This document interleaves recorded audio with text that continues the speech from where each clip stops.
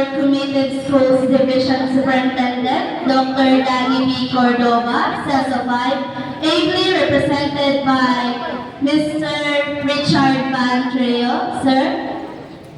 Our guest speaker, Ma'am Christine Baroro, ma'am. Active DepEd officials, barangay officials who are always supportive to our needs, headed by our approachable barangay captain, Honorable Polito R. Briones. Di makita kay Our dedicated school principal, Ma'am Shirley P. Sumugat. Brilliant and aspiring teachers, staff, loving and proud parents, my fellow graduates and candidates for completion, ladies and gentlemen, a pleasant and wonderful morning to one and all. It is an honor to stand before you today to express my heartfelt gratitude to all. Today, we are all gathered here to celebrate this unforgettable event. Graduates and completers worked hard to get this point, but we didn't do it alone. We're grateful for the understanding and care we've received, and I'd like to start by giving thanks to God. We only stand here today because of Him. I am thankful for all the blessings and the opportunities He showered upon us. All the glory is offered back in His name. To my amazing classmates, friends, best friends, and my batchmates, section RS. We've shared so many moments together. We have colored this journey with laughter, pains, joys, and even conflicts. We've had our share of funny moments like inig mga akta, nga diretsyon mo wala lang mga malas moments. Usana na katong memorable kayo nga Valentine's Day last year. Nga namabalintong sa palpalan tungod sa kalaagan. Kaloyan sa Diyos, pangusay na tagang tamad. Naapotong moments nga nagpa-assignment si sir o si ma'am. Kunyang pagkauma, daghan na nang wala nakahimo. Nagsabot tayo, kaway mo sapa nga na-assignment. Pero naman rin isapa. Pass your assignment. Unyang reaction sa opan. Hala, naano di assignment? Ma'am, sir, wala pa naman. Nabilin sa balay.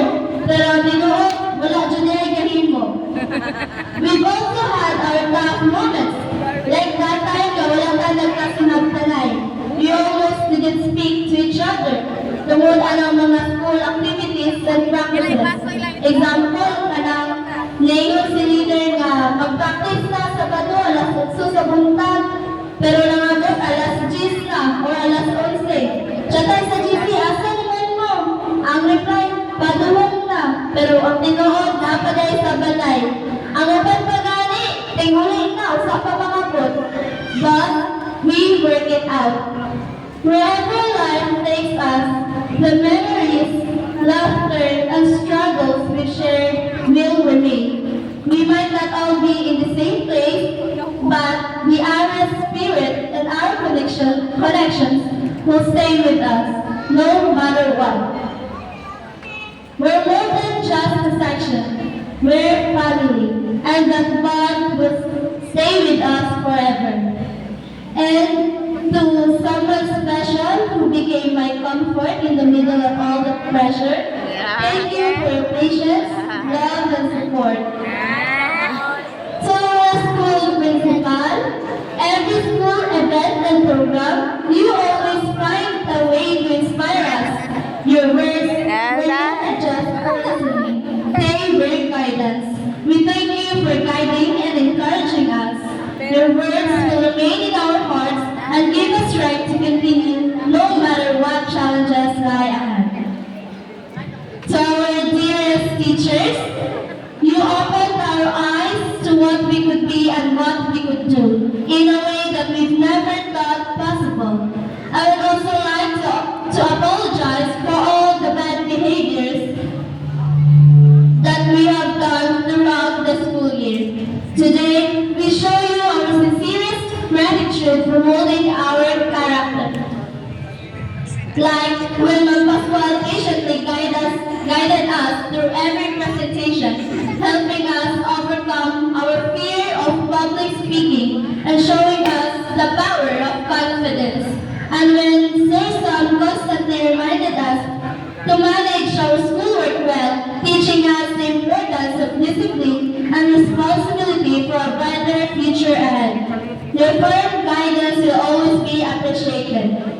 To our beloved parents and families, the true and strong foundations of who and what we are now. You deserve to share every honor you receive today. To my parents, thank you kayo, ma, pa. Kapala mo, mama. Isod para sa imo, ma. Malayo sa imo, ma. Nintali mo sa layo, manarpaho. As I remember, kung graduate ko, grade 10 nga, ikaw na dyan kang niulay kay matambong, tas pagkauma, balik tayo sa inikang pinapay gapas ka trabaho. O karon, mga na dyan, pabalasag ko ang mama, nisasag, para sa imo amat, tuwas sa layo si Papa, kaya kinahanglan sa mo, magpakamahal sa mua, every time na wala si Papa. O bisusa para sa mga nga. Bisusa para sa mga nga. Wala ka sa among doon. Usahay, nagdalas ko sa pangbatangan na ay matawag Papa sa doon. Pero magalo ko nga, grabe ang pagigugma ang sakripisyo na inyong gibuhat para lang mapaeskwela ninyong tulog. Pagmahatan ninyo ang among gikinahanglan. And I'm very thankful to have parents like you. To my whole family, including my grandparents, Lola Virgie and Lolo Boy, mga iyaan o uyuan na mga supportive kayo sa tibuok na akong pamilya. Pasailuhamin ninyo sa among pagkaplego ng pagkagaing ulo usahay. O salamat kayo sa tanan o gunta proud mo sa amo ang nakapot karon. Once again, my heartfelt thanks to God, my RS batchmates and friends, our supportive principal and teachers, and our loving parents.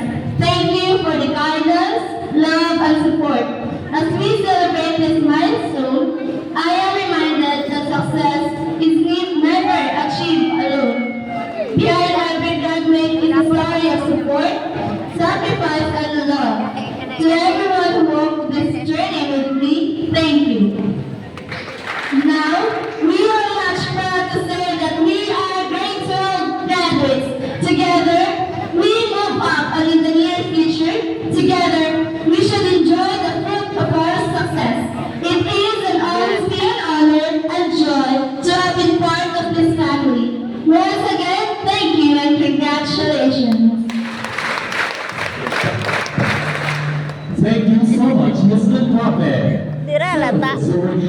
And with honors of class 2026 as you move forward to the next step of the road of success. You